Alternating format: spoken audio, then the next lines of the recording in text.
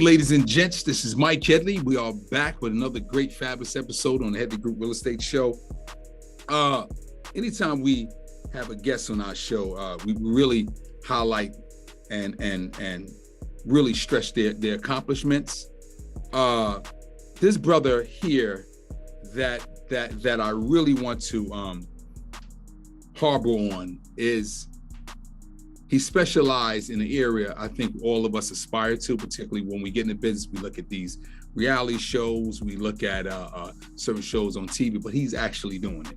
This brother specialized in sports and entertainment in the LA market. He's been doing this about 15 years now. Let's give a warm welcome to Mr. Rod Watson with Watson Group LAVIP agent team in LA. How you doing, brother? Doing good, man. I'm doing really good. Thanks for having me. Man, you know, like I said, it was one thing about our show. We keep it real and we're authentic.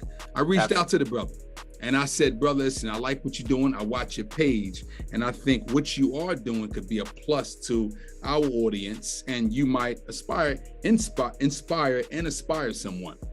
Mm-hmm. So, brother, without further ado, what sparked Mr. Rod to get in real estate? What was that? What was that light bulb like? You know, to be honest, I had different friends that were in the business that I saw them having success. And, you know, one friend in particular, when I lived in Texas, that's where I got actually received in the state of Texas first before California. Okay. And, you know, I was working selling cars. I was at Lexus dealership at the time. Then I ended up, moving over to Porsche as I continued my career. But he would come and he stopped by the dealership and he would say, man, you should get into business, and this is the level of money I'm making, and this is this type of clients I'm working with.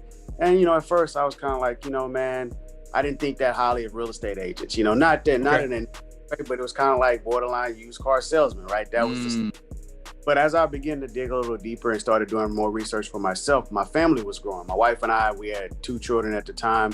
And, we had owned real estate, and I actually educated myself around real estate investing by taking a real estate course online called Carlton Sheets, How to Buy a Home with No Money Down. That was an infomercial that ran like late nights all across the United States. I think a lot of people that are in my age group, late 30s, early 40s or older are familiar with Carlton Sheets. And so that was more or less the catalyst and the driving force behind me putting some thought in addition to my friend speaking to me about real estate.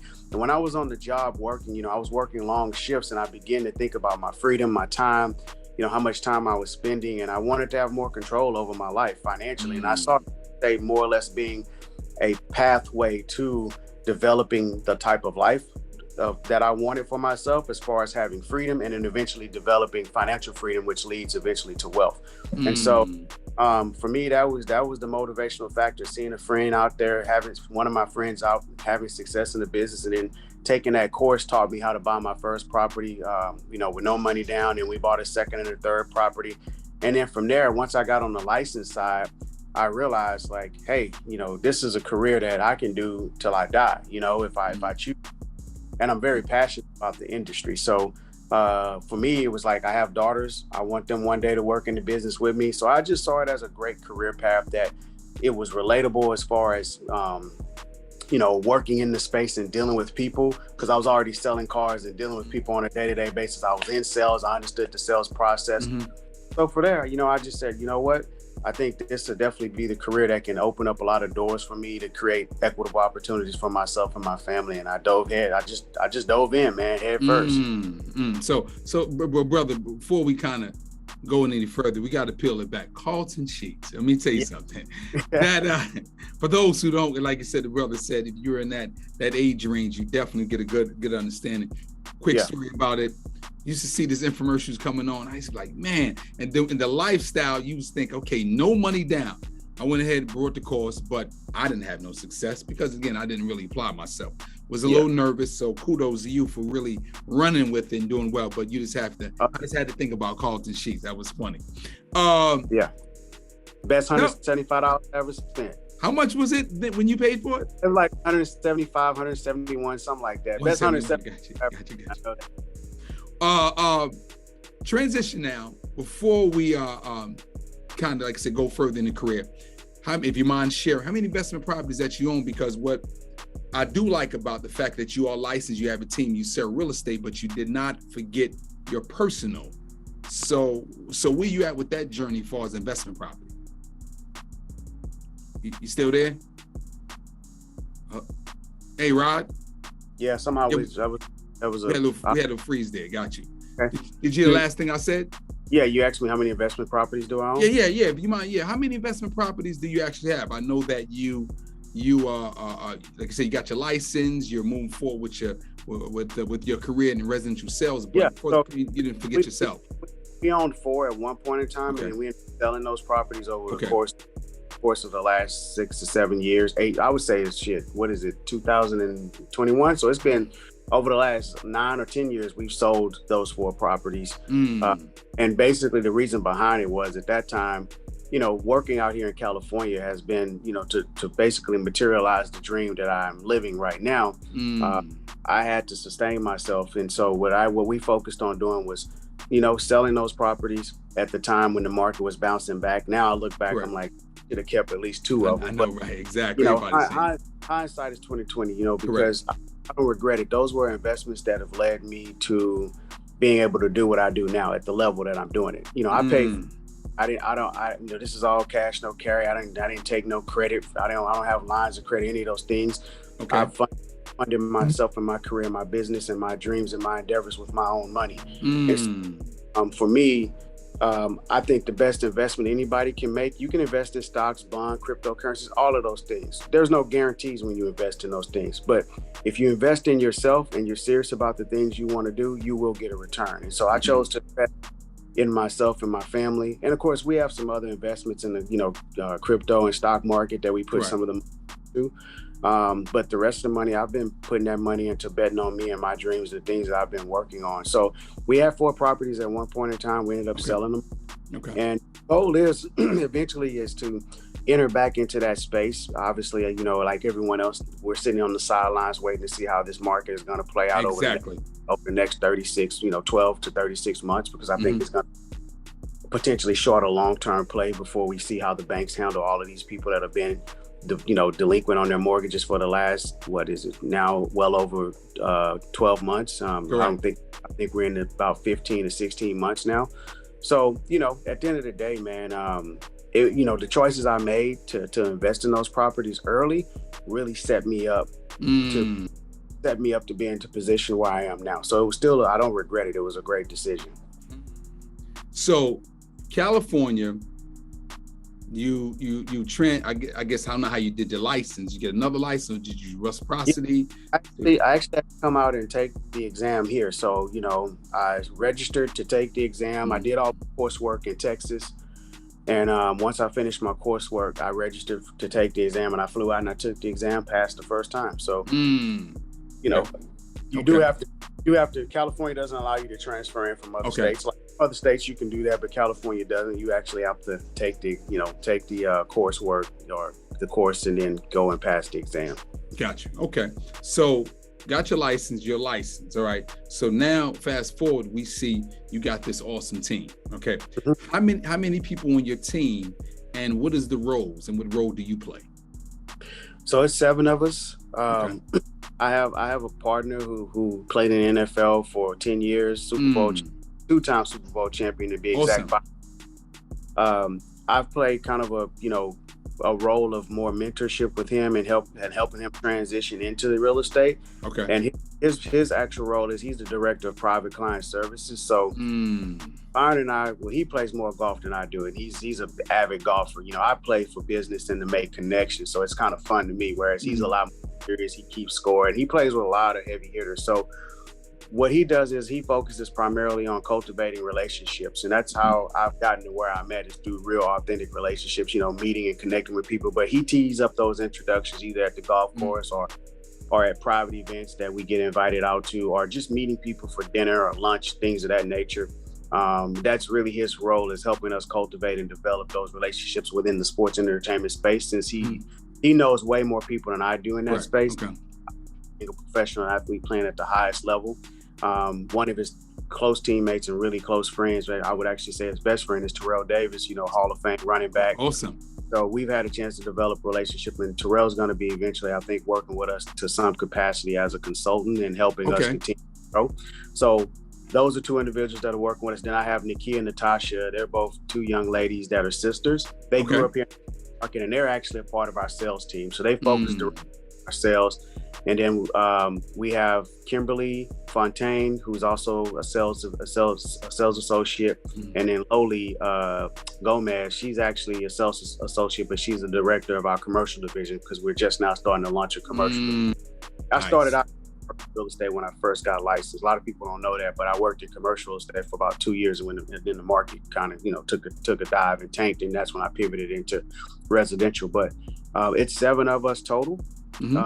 That work together. The ladies, they're pretty much, and myself are focused on the sales side. And as a CEO, that's my role. I really focus on, helping the ladies maintain their business and grow their business. And then I focus on growing my business based upon, relationships that I have or that I'm continually always working to establish, because it never stops, right? I mean, it's always an ongoing process where you're working to connect, especially in the space and the level of people that we're targeting to work with. You don't just start with those people overnight. Like the people that individuals have seen me represent in the past, those have been some form of another long-term relationships that led to introductions, or I knew those people at some point or some capacity where when kind of like opportunity meets, you know what I'm saying? Opportunity, meets, and you have the chance to take advantage of that. Some of those scenarios played out because of the relationships that I had and that I established in the past. So, for me as a CEO, I'm always just focusing on how to drive business, how to keep the team moving forward, how to make sure that we're communicating our value to the general public, the people that we want to connect with and serve, and just really just be myself and make genuine connections and have fun doing this while I'm working in this space, in this business, and always looking at creative ways to help us expand and grow.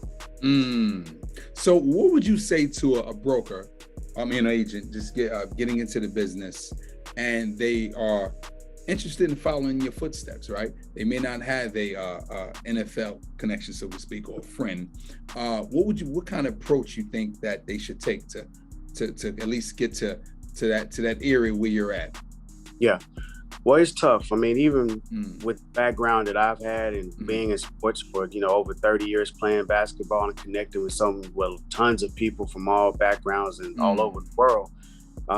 If you don't have those relationships, I think what you have to start with is who are the closest people around you that do have those relationships. And, you need to go to those people and you need to let them know what your intentions are, what you're working to do, and how you can serve and provide value to those individuals. And then ask them if they can, create, warm introductions to specific contacts that are in their space that know, like them, and trust them. And I think taking that strategy is one approach I would take. If you don't have people around you that don't know people, right, that are in the space of sports and entertainment that you're seeking to connect with, I think the next thing you have to do is you just have to start working at, first you got to get a mindset that this is something you truly want to do, and you can't be half-assed about it. Excuse my language. No, brother, we keep it real. We use profanity and everything on the show. Oh, cool. Well, nothing wrong with that. Keep it real. Let it fly. You can't. You have to have a mindset that I'm going to do this, and you have to be committed to the process and know that it may take years before you close that first client. But for me, my intentions were set from the gate. Like I'm gonna get this, or I'm gonna die trying, and there is no in between. So mindset, I think, is the most important thing. And with that mindset, once you make your mind up that this is something I'm gonna do, I'm committed to it, then what I think you have to do is really start looking at what value can you bring to this audience, and then focus on developing your unique selling proposition. Focus on, hammering in what are your core competencies and how you're going to communicate that value to the individuals that you seek to work with through some various forms of marketing, events, right, or introductions by way of people that know you, like you, and trust you. So I think you just have to be intentional, and you have to, develop a game plan. Seek other people out that are operating in that space, even if you don't know them. All people can tell you is no, right?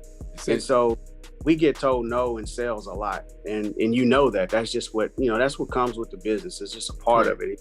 There's no way around it. So once you get comfortable with being told no, you should always be encouraged that on the other side of a no is a yes somewhere.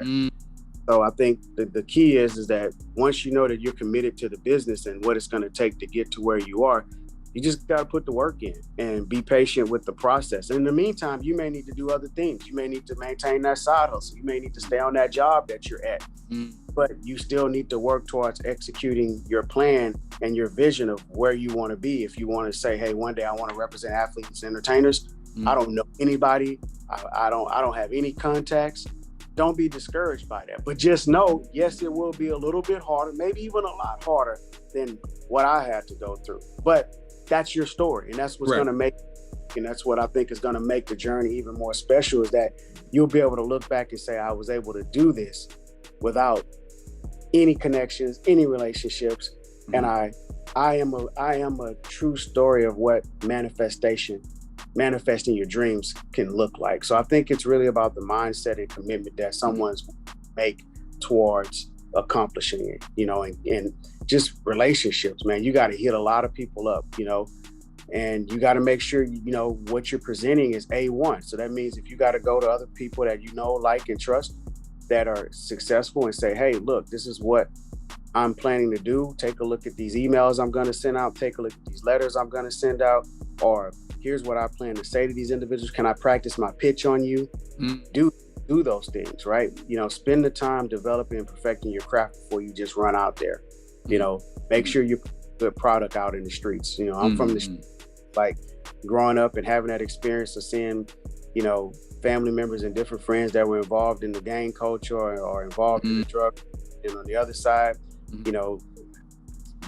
being able to step back and see, okay, at the end of the day, it's all about presentation and the product, right? And what's the quality of what you're putting out? And that's what's going to resonate with people, is how you carry yourself. Are you someone that's trustworthy? Are you someone that is respected by others? And just being consistent is going to get you a lot further than just obviously having talent and skills as well. Quick commercial break. If you're interested in a career in real estate, or you're a seasoned vet, and you might want to change, new environment, you don't like the atmosphere you're in, the Headley Group Realty could be there to assist you with your career. What do we offer? Great culture, great environment, leads, and an awesome commission structure. Let us be there to support your business. One thing, you got to be in the state of North Carolina. Brother, let me tell you something. You said so many golden nuggets there, and actually, I usually ask for that towards the end of the show. I want to unpack some of that. Two great things, you said so many great things, but two good things stuck out to me was commitment and mindset, right? And I think that's the part where a lot of people, particularly in this business, fail to really capitalize on. You got to have that mindset, and you have to stay committed, because it's going to be like this, look at that, look at this, and like, how do you deal with that, right? So staying around positive people, or people who are in that same boat ride with you, that's taking where you need to go, right? Let's transition in terms of, let's get to some specifics, if you don't mind. Sure.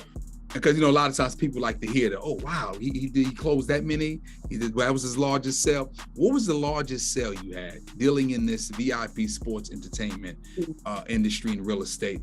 And how many units? Even though I think this market is a lot, I don't know if it's tough for you, but the market is a little rocky for everybody. And how many units have you closed thus far this year, your team? And what is the largest sale? So the largest sale is 6 million here in the LA market. Okay, 6 million, awesome. And transaction wise, we have 2 in escrow now. I think we 17 for the year. Okay. We're on pace to do 30. So I would say we're slightly behind, but given the fact that our goal is to do 30 transactions total with between the seven of us. Right. I'm at 8 myself. So. With that being said, the rest of the team, you break them up amongst the other team members that I shared. But we're having a really good month this month. We had 4 escrows last month. We got nice. 4 this. and it looks like we're going to have 2 more next month. So we're on pace to still hit our goal. We were behind by about 3 or 4 transactions, but 17 so far this year. We'll finish probably somewhere between, I would just say, 25 and 30. As far as volume, we'll probably be somewhere around 22, maybe $25 million. 20. Okay, so perfect. If you just average it out, it'll average out about maybe $1 million, $1 million, $2 million per transaction. Now, my own personal transactions that I've done, I average about $2.5 million per, because my price points are, you know, obviously a little higher than some of the other agents on the team. Wow. So with them deals, tell me the most, if you had one, because one thing about our show, we keep it real. Me and his brother got on. The brother was putting out a fire. He said they call him Fireman. Yeah. And he was putting out it, and I said I can relate, and people are in the real estate industry, we all can relate to it. But tell us the most challenging deal, but you still end up closing. But you was about to say, man, really? Another problem?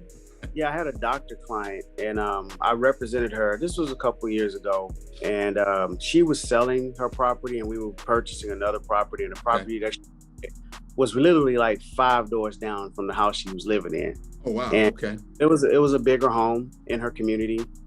She had 2 daughters, so basically what ended up happening was that she was going through a loan process, and how she reported her income was a challenge, and so she didn't necessarily like the fact that she had to show certain things to verify where her money was coming from and how she paid herself. She was an anesthesiologist, but she didn't work at the hospital. She contracted with the hospital, if that makes sense. So how she reported her, I mean, she was Asian, so, you know, oftentimes they like to... Very private. Very private, you know, they don't want people in their business, let's just say that. So she took it really personal and got upset. She got upset with me, and even though it wasn't my fault, I did refer the lender to her. So of course, when you refer the lender, it's obviously they associate you obviously with the problem, right? You are the project manager. That's it. And so, what the issue was, aside from how she was reporting her income, it was the fact that there was some issues with the actual property as far as the HOAs and some things, and as far as how the HOAs were being reported, and there was an assessment. And so she didn't want to have to also pay that assessment. And the agent who was representing her seller originally didn't disclose that. Right. And so that was an issue that we had to work towards. So I had to overcome 2 issues, basically. Dealing with the agent not disclosing about the special assessment. Because the way we found out about it is obviously doing disclosures, right? And then we were doing disclosures, and we found it, but it wasn't disclosed at the point in time on the transfer disclosure notice, which is basically a seller's property report. Just basically details, known defects, or if their HOAs disclosing, again, if they're special assessments, etc. But anyways, she was very upset and wanted to back out of the deal. Matter of fact, she requested to cancel the escrow. And keep in mind, this all happened and we were halfway through, right? And her property was in escrow with the buyer that was prepared to close, but yet she still wanted to cancel. And I had to explain to her, I understand you're upset, I understand you're emotional, but I also have to understand from a cultural standpoint, her viewpoint and why she was taking it personal. Correct. Exactly. And she works in a stressful environment. If anybody knows anesthesiologists, that is a very stressful environment to work in, and you're responsible for someone's life. You can kill someone just by too many dosages. Too many, whatever that is, that's correct. Small amount can be fatal for. Correct. So she was already working in a high stress environment, and it's stressful when buying a property. So not only was she buying, but she was selling. And so I had to understand, like, these things happen. There's never a deal where there's not going to be problems. Sometimes we don't even tell you what the problem is. We'll fix it and address it without bringing it to your attention. Exactly. But in this case, these are issues that we have to address that do involve you. One being how you report your income. So it's important that you give the lenders what they're asking for so that we can get through this process, and let me do my job, and I'll deal with the agent and her client on how we'll address this issue with the special assessment. Long story short, I got the issue addressed with the special assessment, which basically was like look, your client didn't disclose this. This is an additional amount of money. She doesn't want to pay it. And I ended up getting the agent to get her client to pay it. So she gave us a credit for that amount of money, which was like, I want to say it was like $2,500, somewhere around there. And some people would say, dang, she was falling out over $2,500, but it was the principle, right? It was the fact that it wasn't brought to her attention because, you know, that was going to be the seller's responsibility to do so. But I got her to give her financials to the lender and to disclose how, well, they were asking specifically about some money that she had that she wasn't showing, right? She ended up having to disclose that, and she did it. I got her to understand, like, this is important. You know, you have other people that are purchasing your property, and if you cancel this, that's going to impact them. They're already prepared. They're moved, packed up out of their home, and they're excited about purchasing your home. Correct. I said, told her, like, once this is over with, it's done. Like, it's not like we're dealing with this for the rest of the year, or it's, you know, or for the next 6 months or whatnot. And I was like, aside from the special assessment, which is taken care of, all you got to do is do your part and give the lender what they're asking for. And so, more or less, I was able to, you know, get her to agree, and she did it. And that by far was one of the tougher deals. And the reason why it was so tough, it was because it was at the end of the year. It was around Christmas time. Oh, wow. You know what I mean? It was stressful because she was so upset. And we had put a lot of time in just the process of dealing with her and working with her to make this deal even happen and to get her home on track. And if you've ever been on the side of a transaction where you're working with a seller in this market in California and get them sell their home, but to then, you know, a property that they're going to move, you know, transition into from the property that they own, it's not an easy task, right? It's because you're dealing with timelines and all of these things. Exactly. So it was like, man, we put all this time in, and we don't want to just let this go down the drain over emotions and feelings. Correct. But you have to be sensitive to people's needs. You have to be sensitive to people's cultural differences, their viewpoints. But at the end of the day, as agents, our job is really to help people, you know, be reasonable, help them understand, you know, the things that oftentimes that they don't understand or they're not comprehending because they're upset or they're emotional. And really just focus on getting how we need to find a solution to the problem. And that's what we do. I'm a problem solver. It's about how do we find a solution to the problem to make this happen. So long story short, we got the deal done, got it closed, got her property closed that she was selling, and she's happy now. She's in her home. She's been in now for almost 3.5 years. And called me when she's ready to sell it because she understood that, you know, I truly cared about her best interests, and I worked really hard to make the deal happen for her and her family. Brother, I mean, like I said, I mean, so much great information there. I want to unpack that a little bit. You said two great things.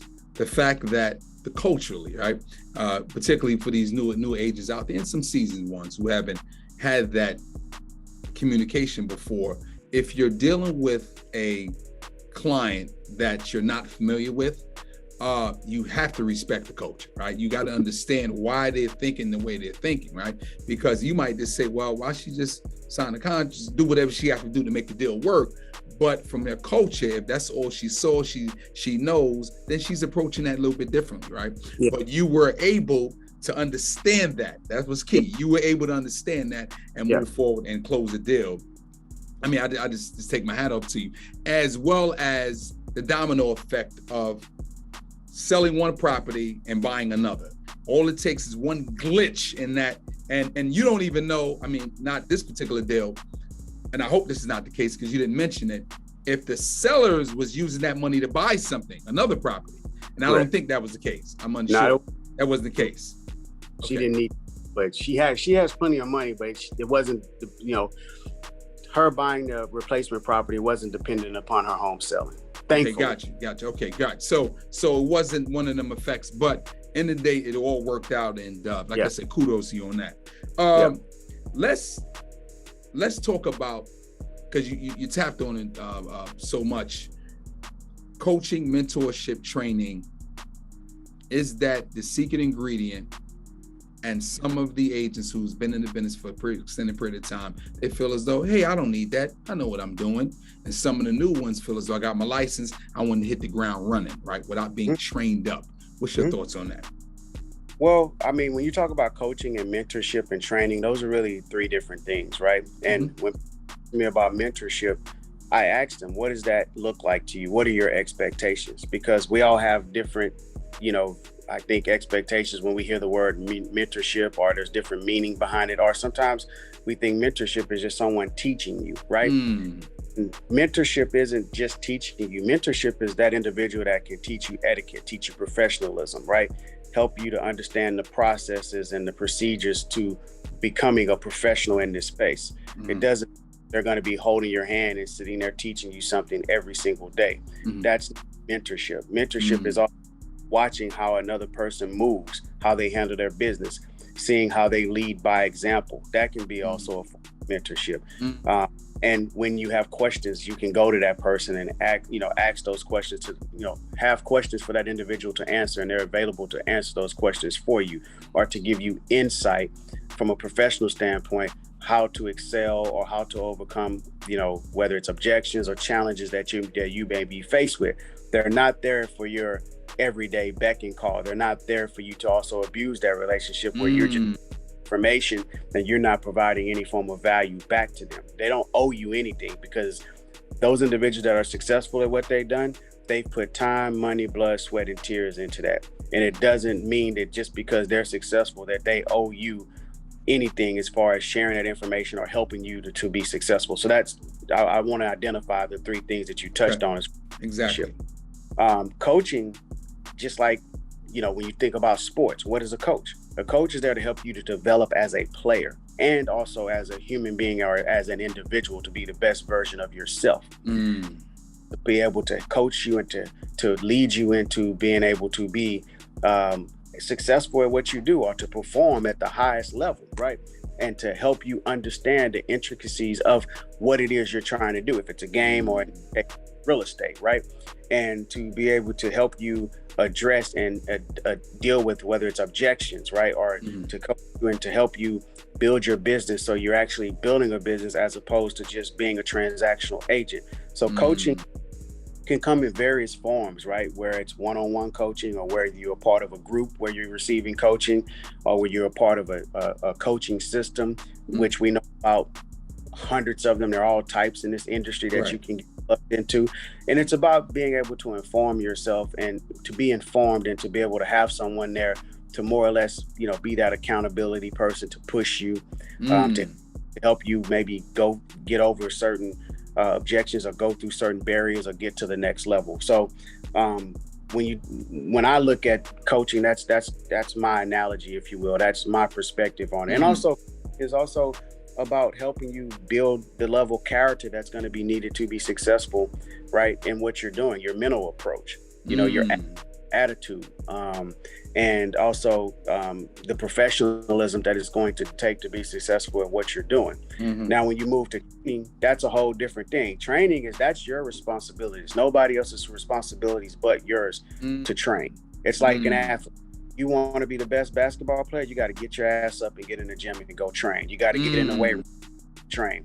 And when you're training in both of those particular um, areas, whether it's I'm in the gym working on my shot, you're going to need a shooting coach, or you're going to need a coach that's going to help you with your technique. When you get Mm. in the weight room, typically you're going to need a trainer, which is another form of a coach to help you, to be able to execute and maximize that time that you're spending in that gym to build muscle or to build flexibility or to build your core, whatever it may be. You need a professional that's able to train you or coach you when you're Mm. becoming the best version of yourself within a specific, industry, career, or field. And so training is important in the industry because you need to understand the basics when you're first starting out. Mhm. Uh, you need to understand the contracts that you're handling, and as far as how to actually interpret those contracts and communicate them to your clients when they have questions. So it is your responsibility to take the necessary time to get the Mm. that you need.